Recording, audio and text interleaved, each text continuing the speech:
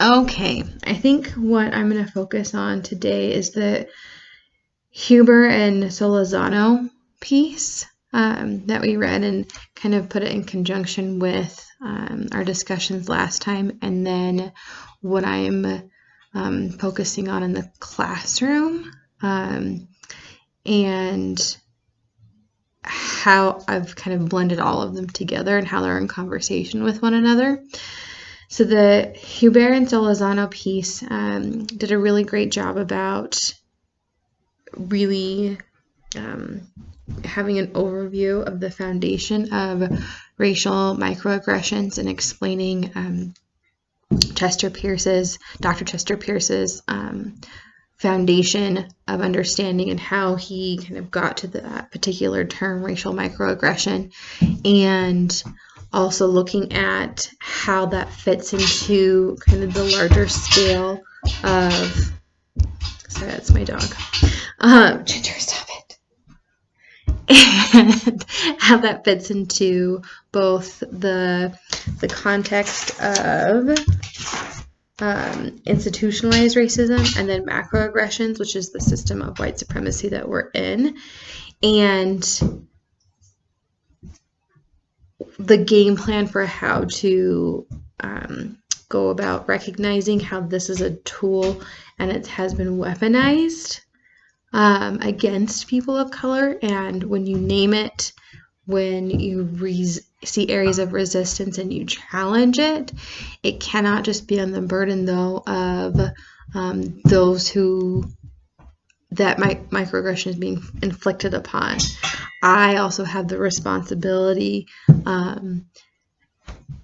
as somebody who could be performing microaggressions, so could a person of color, but predominantly white people, then I need to make it a point to name it, resist it, and challenge it as they, Huber and Solazano laid out.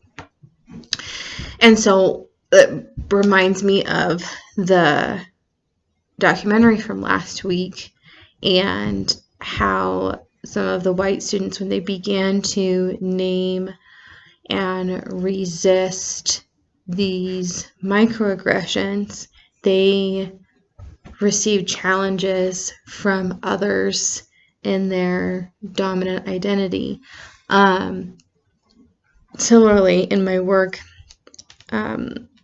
attempting to dismantle regular and honors courses, so dismantle the system of tracking, which in a way is a microaggression, both in the language that teachers use and the system itself as a way of limiting students' potential because it's predominantly affecting and limiting students of color.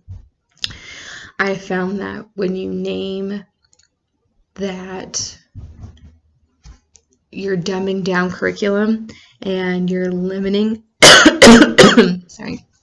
those opportunities to grow in a regular classroom, and then you're only letting the honors classes have more funding, more books, access to different materials, then you're creating two completely separate courses. So what begins as a microaggression starts to build into a form of institutionalized racism.